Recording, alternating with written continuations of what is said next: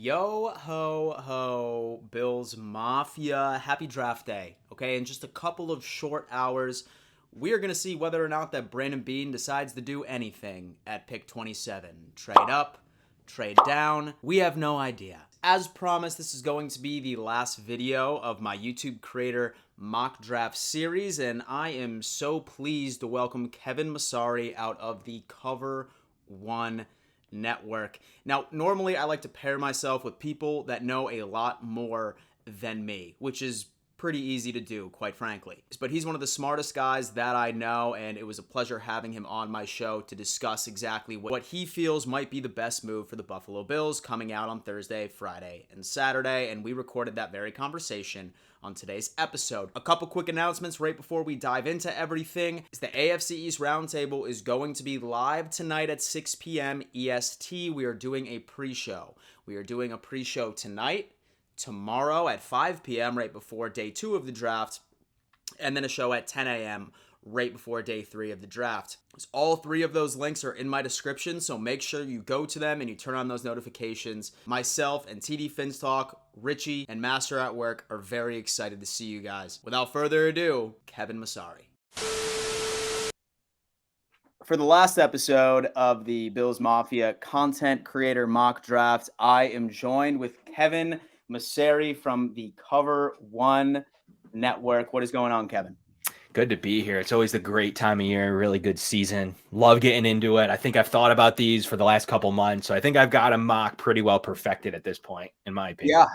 Yeah. I mean, you and I were talking off air, and I think we were just sort of going over our schedules together, and we were sort of dreading like how much of a time commitment it was going to be this week, but just the lulls of May and June leading up to training camp, I feel like we're just going to be looking back and we're going to be missing this because, I mean, how many videos can we really come up with between May and June, right? Like 7 or 8 record predictions, like down. We all dog this time, man, but it really is great for content. It really is a super fun time. It's basically the Super Bowl in a way for team building. So it's the biggest non-sporting event in sports, in my opinion. So yeah, most definitely. I mean, as much as I want to complain about us being at 27, I mean, honestly, in retrospect, it's a hell of a lot better than being in the top 10 because that means our team is there, which is always agreed. Thing.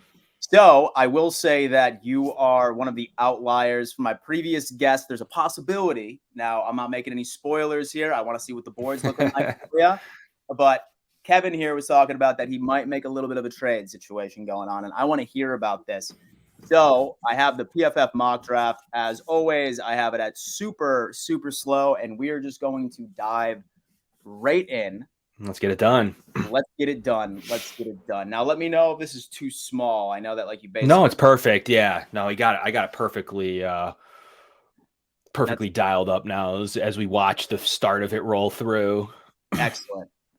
So the Colts just went off the board. I'm sure you can see it. Just let me know when I hit that pause button, and I will make it happen. Yeah. We can speed it up after the first two. So, but as of right now, I think it's going at a pretty good pace. Yeah. This is perfect. It's the Bears. It's the Eagles right over there as well, who for a while were like really in talks for John Robinson, but now with all these rumors of Derrick Henry going over there, who the hell knows what they're going to do? Yeah, that's right. I think you could see Derrick Henry go in a couple days here. I think you see DeAndre Hopkins get traded in a couple of days. So Darnell right off the board and popular Bills pick there. So Bijan goes off the board. There he is. So this is kind of interesting topic range here as the board starts to fall a certain way. Miles Murphy off the board. The Bills are still standing pat. They're still feeling pretty good the way it's fallen for them right now. Still feeling good? Yeah, still feeling good, actually. Zay Flowers, another huge candidate. Look at that. Okay. No trades whatsoever. Yeah, no, I like the way that fell. I was eyeing Zay Flowers there, but I felt pretty confident I wasn't going to get runner at the position. Brian Bresee was a guy that was a top target of mine who went just off the board to Dallas. For me, I think this is fairly obvious. No trades needed. Luckily, the Bills are going to stay pat and take Jordan Addison. At this selection. I think it's a good value. They'd run this pick to the board, in my opinion. Oh no, Dan, not another ad read. Trust me, you are going to thank me for this. Now, as many of you know, I work extremely long hours, 7 a.m. until I about pass out at 11 or midnight Monday through Friday. And you would think that I would be able to go to sleep and rejuvenate. You're absolutely wrong. My mind is still going a million miles a second, and for the most part, I'm staring at my ceiling until 3 a.m. Now, that is something that I have accepted for myself, but I needed to make a change. I needed to start taking naps, but once again, I can't nap either. Whether or not that it's my FOMO, or whether or not that I just can't get comfortable enough, or it's too bright, I have had no such luck until I ended up finding the Manta sleep mask. Now, little do you know, Manta truly believes sleep needs to be the #1 priority in order to achieve that particular level of success. Now, these things are ridiculously comfortable, and literally the second that you put it on, you feel like you're right next to Aaron Rodgers during one of his darkness retreats. I mean, look at this. Literally can't see and so you know what? I should probably apply to officiate in the NFL. Prerequisites right here. Now, Manta has several selections on their website. This particular is the Sleep Mask Pro. This company and this mask has really been able to help me prioritize what is most important, and that is my sleep, so I can keep on giving you that juicy content, baby. So whatever you're doing, go to that link in my bio and make sure you put in the code DONMAFIA, and they're gonna give you an extra 10% off your first order. Trust me, you will not regret this. Night night, bitches. So Now, what's the main concern? I think this may be a receiver where I was saying that there wasn't necessarily a lot of experience, like he didn't see a lot of time, or am I thinking about somebody else? What's like the biggest complaint about this from the experts from what you have seen? I mean, smaller guy, a slot receiver, and I think that's a topic of the discussion for this draft class is these guys are little, micro guys, they're alpha slots. To me, I think he's a day one. He's a really solid player. He's produced pretty much everywhere he's played. He runs smooth routes. He's just quite frankly, the Bills have brought him in for a top 30 visit. Between him, Flowers, Downs, maybe Tank Dell later on, I do believe they're looking for this type of receiver. It kind of takes a little zing out of my mock, because had he been off the board, I probably would have started to get a little bit nutty with what I was going to do, because it was looking likely that they might go.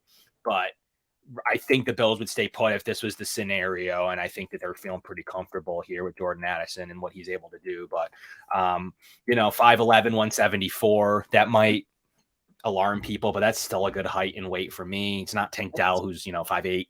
Yeah. So I think it's a really good selection, one that I think is realistic. And the way the tackle market went off the board, there's some people like Anton Harrison, but for me, I think you get Josh Allen, his weapon, his day one slot receiver, and he's so smooth from the slot. Got it. Now, is this something I'm going to go ahead and draft him, and then we're going to just start marching down right into the second. Now, is this anything that you would say that the coaching staff doesn't necessarily have a lot of confidence in Shakir going into year two, or do you think that Addison is way more of a for sure contributor? Addison, think about it. Biletnikoff winner at Pitt, played with Kenny Pickett, then goes to USC, still plays fairly well. And I think there's a little bit of concern there with Khalil Shakir. Wasn't running great routes in practice, isn't the world's best blocker. So I think that there's some definite concern there, and they would want to go with a stud day one slot and potentially have 3 receivers locked up. And if hopefully they can get a Gabe extension in there locked up long-term, so you don't have to mess with the position much anymore. Yeah. And so I saw like you were definitely interested in the defensive interior, defensive tackles as well. I was. I feel like no one's talking about that, especially the national media, because I feel like when it comes to our defensive tackles, I would say just about all of them are up for a contract next year, right? Like free agency on the market. They are, all 4 of them. So, yeah. Man. I mean, so there's definitely something to keep an eye on in the second round here. I'm looking at defensive tackle potentially here at this selection. Josh Downs, a good player, 51 in Miami. Don't like to see that. Tittman off the board, a day one center. Matthew Bergeron, a day one right tackle off the board. DJ Turner, good corner. So some good players are coming off. Keanu Benton was definitely a target of mine. So definitely some good players in this range. And realistically, Bills might have to move up to either select one of the linebackers to maybe go with one of those D tackles that just went off the board. So I think that they even get a little bit aggressive there. I'm not sure they would have sat there like we just did. I think they may have came up around 52, 53 because Okay. that run right there from down, well, they took a receiver, but really from Titman down, there's a lot of selection. They could have gone Titman, they could have gone Bergeron, they could have gone Keanu Benton.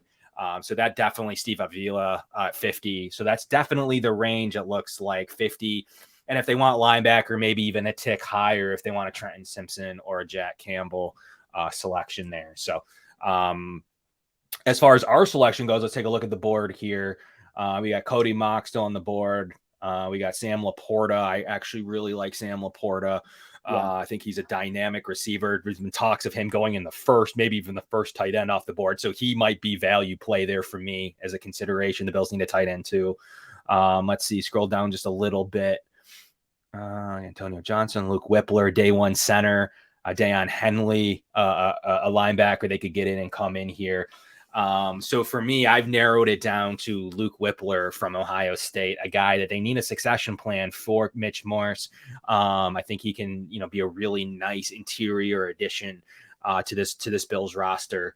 One that they need, like we talked about D tackle, they really do need a succession plan there. It's interesting though, because Sam Laporta is sticking out right there to me.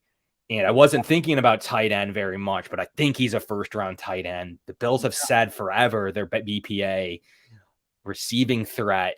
Now we're adding Jordan Addison and Sam Laporta to the roster, and that's weapons galore. I'm taking Sam Laporta. I think that it just adds too much dynamic ability and gives them 12 personnel sets, another guy you can put in a slot. I think it's just too dynamic of a selection.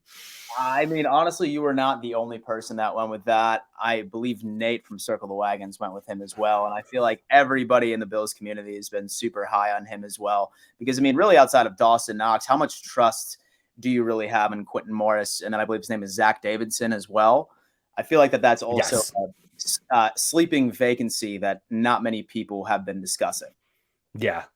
I mean, we can still keep it at this pace because, I'm partially thinking about quick little trade up here. Potentially here in a few more selections. We'll see how it falls. Jonathan Mingo off the board, a popular third round target. Tucker Kraft. Bills like Tucker Kraft, but they've already kind of hit both of those positions so far in this draft. So I feel like I've heard Ika quite a bit too. Yep. Saika Ika was the defensive tackle in front of Terrell Bernard last year at Baylor. The pair plays really nice together. Martin from Illinois, a guy they brought in for a visit. So there's some names in here that are Nathaniel Dell is a guy like if they can't figure out receiver here in the third round. So definitely still, this is a pretty decent day two draft. I know people knock the day one-ness of it. Not the best day one. So it's good to have a late round pick. But it certainly is a decent. I mean, some of these names are very Yaya Diaby. Some of these names are pretty good coming off the board. Overshown. So they're definitely some talent here at this point of the draft. Absolutely.